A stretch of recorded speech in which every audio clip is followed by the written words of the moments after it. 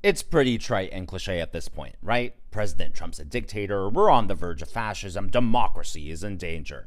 If those things were true, you'd want to keep a pretty low profile, right? Like, if you truly believe that, then certainly the last thing you'd want to do would be to go into the belly of the beast and draw attention to yourself. Well, I never said Democrats were the smart ones. Watch the moment when leftists stormed RFK Jr.'s hearing, which led to the arrest of Ben and Jerry's co-founder, Ben Cohen. Reflects.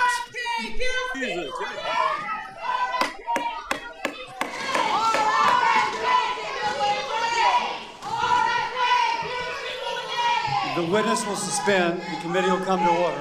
Capitol Police are asked to remove the individuals from the hearing room. Members of the audience are reminded disruptions will not be tolerated.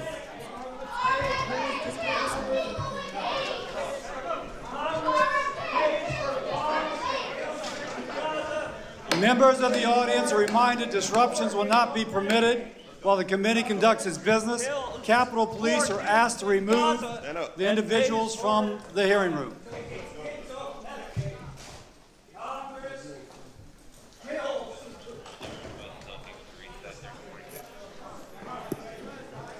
That was a made for C-SPAN moment.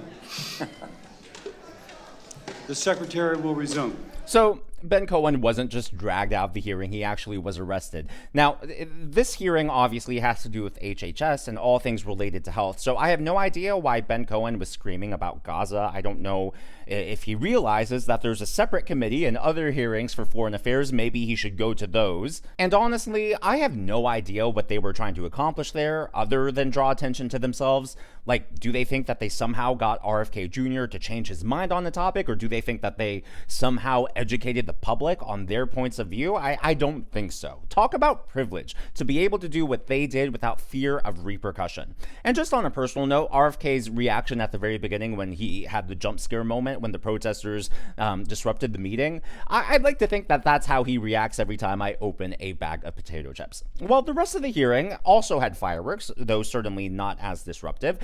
He was grilled by multiple Democrats, including Representative DeLauro, and RFK Jr. unintentionally made a great point about bipartisanship. Anybody thinks that we did gold standard medicine in this country from these institutions, look at our children. They're the sickest children in the world. Laura, you say that Congressman DeLauro, you say that you've worked for 20 years on getting food dye out. Give me credit. I got it out in 100 days. I'll give you that credit. All right, so let's work together and do something that we all believe in, which is have healthy kids in our country, for God's sake. Ms. We can all Dean. do that together. It's not, there's no such thing as Republican children or Democratic children. There's just kids, and we should all be concerned with them. Thank you, Mr. Secretary. Ms. Dean. Yeah, Representative DeLauro was against him the entire time, and you could tell while watching the entire interaction that she was clearly trying to trap him in a gotcha question. And I love that moment when he said, hey, you and I agree on this one topic. You've been trying to accomplish this for the last 20 years. I accomplished it in 100 days. You would think that that would be a bipartisan moment where they would celebrate a shared goal that has been accomplished. And honestly, it's sad that that doesn't happen more often. Look, if you truly care about an issue, if you truly have a goal like that, then you should be happy. You should be celebratory whenever it's accomplished. Whether it's getting rid of dangerous dyes and foods or securing the southern border, we should all be on the same page on those issues. But instead, it's like playing whack-a-mole. The Democrats are just finding another issue to hammer Republicans on. And that's exactly what happened throughout the entire hearing. They were trying to get RFK Jr. on the measles. They misrepresented those numbers, or cuts to Medicare and Medicaid, when in reality, it's just cuts because of fraud, waste, and abuse. But the most insane round of questioning came from Bernie Sanders. Take a look at this. All right, we talk about austerity, doing more with less, but in that very same bill that is being worked on in the House right now, there are $235 billion in tax breaks for the top 0.2%.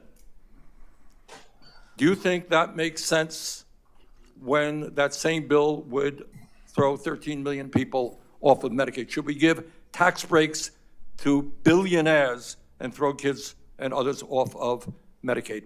You're conflating the congressional bills with proposals from the president. The president No, I'm talking about the congressional bill. I'm talking about the bill, the reconciliation bill. I mean, the president is not trying to do tax cuts for billionaires. He's trying to have no tax on tips and no tax for $235 billion by how many estate people, tax. how many billionaires do you know that are making overtime or making any part of the $235 billion. Look, it's a big bill. There are a lot of provisions in it. I swear Bernie Sanders has been going on the same talking points for like the last 3 or 4 decades. He's like a broken record. He has one hit single, and that's the only thing he knows how to sing. And like, this is a hearing supposedly about healthcare focused on HHS, and I guess you could sort of talk about the budget, but you would think you would be most focused on outcomes and results and methodologies and how we're going to get there. But instead, he's talking about something that's not even within RFK Jr.'s purview. Just someone make it make sense. Well, the House is hard at work trying to get this bill passed. So hard, in fact, that Democrat Representative Debbie Dingell from Michigan fell asleep last night. Go back to work. Another source of healthcare television. Now, to be fair, it wasn't just Democrats falling asleep. Here is Republican Blake Moore of Utah. Kustoff. Mr. Kustoff, no. Mr. Fitzpatrick. Mr. Fitzpatrick, no. Mr. Stubbe. Mr. Stubbe, no. A lot of no-shows. Miss Tinney, no. Mrs. Fischbach. Mrs. Fischbach, no. Mr. Moore. Mr. Moore.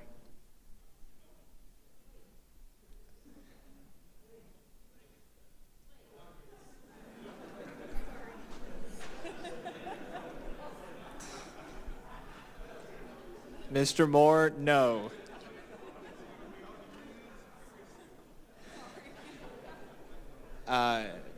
Ms. Van Dyne.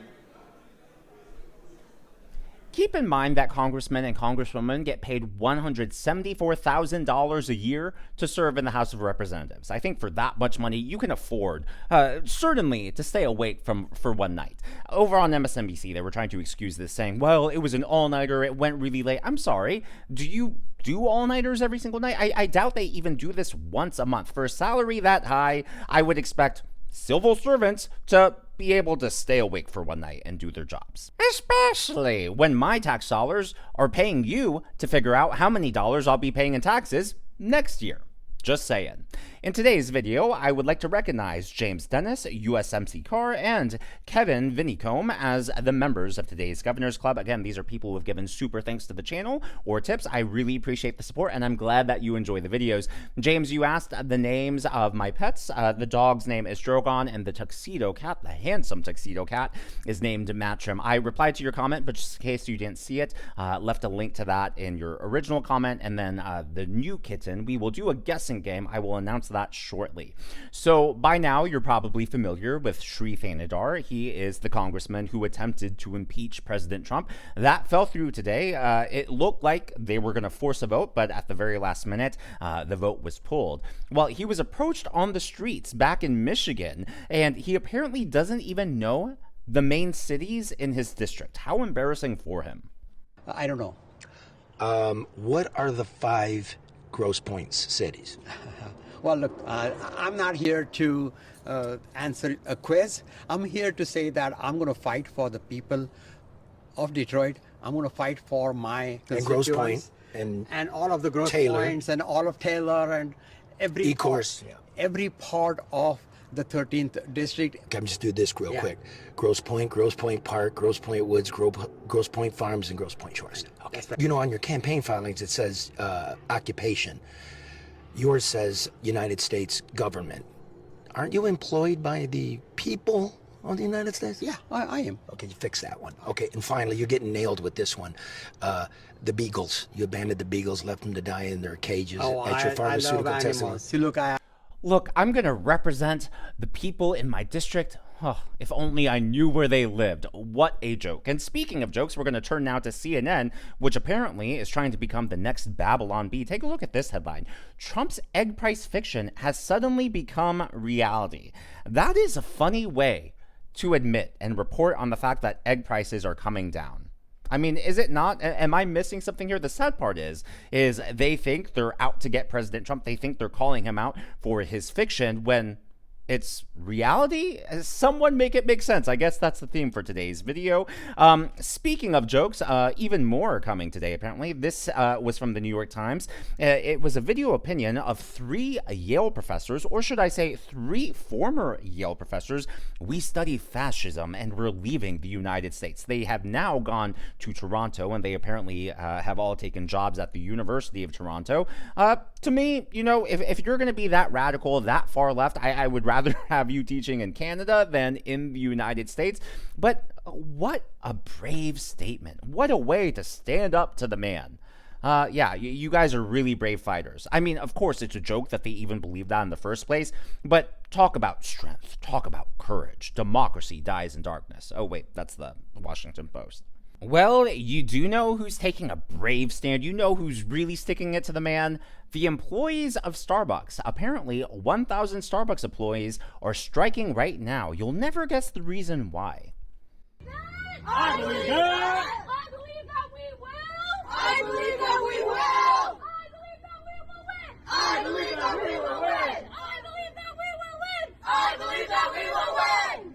So it turns out that Starbucks employees are striking and protesting because they have a brand new dress code. That's right. So the dress code, they have to wear an all black button-up shirt with a collar because it helps the signature green apron pop out more. And let's not forget about the pants. They have to wear professional looking pants, either khakis, really nice jeans, or black pants. Apparently that's too much, so now 1,000 of their workers are on strike. Now, if the Democrats, again, if they really believe what they preach, one of the things that they preach is that the economy is in dire shape. If you truly believe that, is now really the time to be striking over fashion, over what you wear? Just a complete joke. You're probably not going to hear this from the mainstream media, so I did want to report. Obviously, President Trump is overseas doing diplomatic business. President Trump strikes $244 billion in deals with Qatar, including historic Boeing jet sale. Qatar Airways signed a $96 billion agreement to acquire up to 210 American-made 787 Dreamliner and 777X aircraft from Boeing. Yes,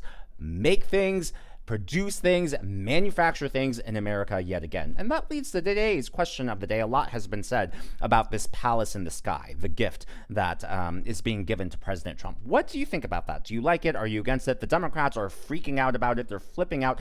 To me, I mean, someone should remind the Democrats about the gift that the French gave to us, something called the Statue of Liberty.